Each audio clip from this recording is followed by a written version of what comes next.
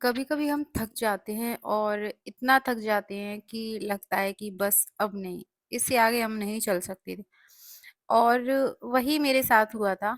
तो hello everyone, मैं हूँ सोनिया और काफ़ी लंबे टाइम के बाद मैं आप लोगों के साथ फिर से कनेक्ट हो रही हूँ।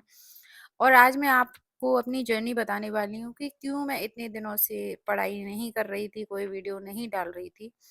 तो मेरे साथ हुआ ये कि जब मैंने टीजीटी का एग्ज़ाम दिया तो मतलब उसके बाद जो मेरा सब्जेक्ट में गड़बड़ हुई, उसके बाद मैं इतना डिमोटिव हो गई कि मुझे लगा कि नहीं, बस अब मुझसे नहीं हो पाएगा, मेरे बस का कुछ नहीं है, बस सब खत्म। और उसके बाद फिर मैंने कोई पढ़ाई नहीं की। उसका यूपी टेट का एग्ज़ाम दिया था, बट हो गया क्योंकि पेपर बहुत बहुत ईज़ी था, इसीलिए मैंने एग्ज़ाम अपना वो अच्छा चला गया, मतलब कह सकते हैं। बट टीजीटी मतलब फिर से पढ़ाई रिस्टार्ट करने की हिम्मत नहीं हुई। लगा कि सब खत्म, अब मुझसे नहीं हो पाएगा। तो मैं बता दूँ, फिर मैंने पढ़ाई नहीं की और ना ही कोई वीडियो अपलोड की। और आज मैं फिर से आप लोगों के साथ अपनी जर्नी रीस्टार्ट कर रही हूँ। और आज दिन है सोमवार और मुझे लगा कि आज मुझे शुरुआत करनी चाहिए। और मेरा फास्ट भी था और सच बता दूँ, मैं शिव भक्त हूँ और मेरी बहुत ज़्यादा आस्था है शिव शिव से। तो बस वही है। तो इतने दिन ना करके मैंने जो फ़ील हुआ वो चीज़ मैं आप लोगों के साथ शेयर करना चाहती हूँ कि ना कुछ करके भी मुझे कुछ नहीं मिला। इतने दिन मुझे लगा कि ठीक है, मैंने छोड़ दिया, मुझसे नहीं होगा। बट कुछ दिन हुए, 15 दिन हुए, 20 दिन हुए, 25 दिन हुए, फिर मुझे मतलब रिग्रेट होने लगा कि यार मैंने मतलब अपने एफर्ट्स नहीं डाले। क्या मैं एक बार और अपने एफर्ट्स नहीं डाल सकती? मुझे बताओ कि मैंने इतने दिन करके क्या कर लिया? इन डेढ़ महीने में, 1 महीने में मैंने पढ़ाई ना करके क्या मिल गया मुझे? कुछ नहीं मिला। फिर वही बेचैनी, फिर वही स्ट्रेस कि क्या कर रही हूँ मैं? क्यों कर रही हूँ मैं? कैसे है? ये सारी चीज़ें होने लगीं। और फिर मुझे लगा कि अगर मैं इस तरह हार मान लूँगी, तो अपने बच्चों को क्या सीख दूँगी?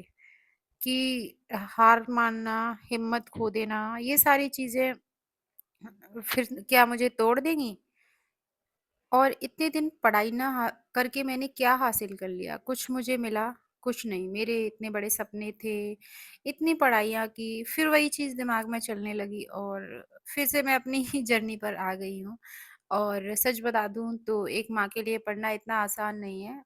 तो यहाँ मेरे बच्चे देखो सारा मतलब फैला के बैठे हुए हैं क्योंकि इनका होमवर्क भी कराना है और इन लोगों का बैग वैग पैक करना है। वो सारे काम करके मैं फिर से अपनी घर के काम से फ्री होके फिर तब पढ़ाई करने बैठती हूँ।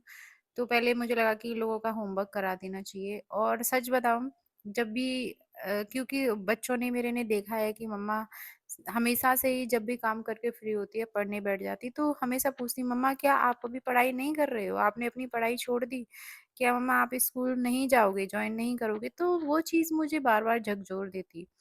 और इनके यही छोटे-छोटे सवाल ना मुझे फिर से मोटिवेट करने लगे कि अगर तूने बिना कुछ किए ही हार मान ली, तो अपने बच्चों को क्या जवाब देगी? बस फिर फिर से शुरू हो गई मैं अपनी जर्नी के साथ। और अब मैं इन लोगों से फिर से बोल सकती हूँ कि बेटा, मम्मा ने हिम्मत नहीं हारी है, मम्मा ने फिर से अपनी जर्नी को स्टार्ट कर दिया है। मम्मा फिर से कोशिश करेगी और फिर से पूरा कोशिश करने के बाद सफलता मिलती है कि नहीं, वो मुझे नहीं पता, बट मन में एक सैटिस्फैक्शन रहेगा कि हाँ, मैंने मेहनत की। बाकी सफल होना ना होना सब ऊपर वाले के हाथ में है। बस हम अपना कर्म है वो कर सकते हैं। बाकी क्या होगा क्या नहीं मुझे नहीं पता। बस मैं ये नहीं कहूँगी कि मैं 8 घंटे पढ़ूँगी या 10 घंटे, क्योंकि अभी मेरे लिए 1 घंटा भी बहुत मुश्किल हो रहा है। और धीरे-धीरे कोशिश करूँगी और धीरे-धीरे अपना टाइम मैनेज करने लग जाऊँगी पहले की तरह, और पहले की तरह पढ़ाई करने लग जाऊँगी। बस इसी सोच के साथ मैं अपनी जर्नी को रीस्टार्ट कर रही हूँ और आप लोगों के साथ कनेक्ट रहूँगी। प्लीज़ कमेंट करके मुझे मोटिवेट ज़रूर करें।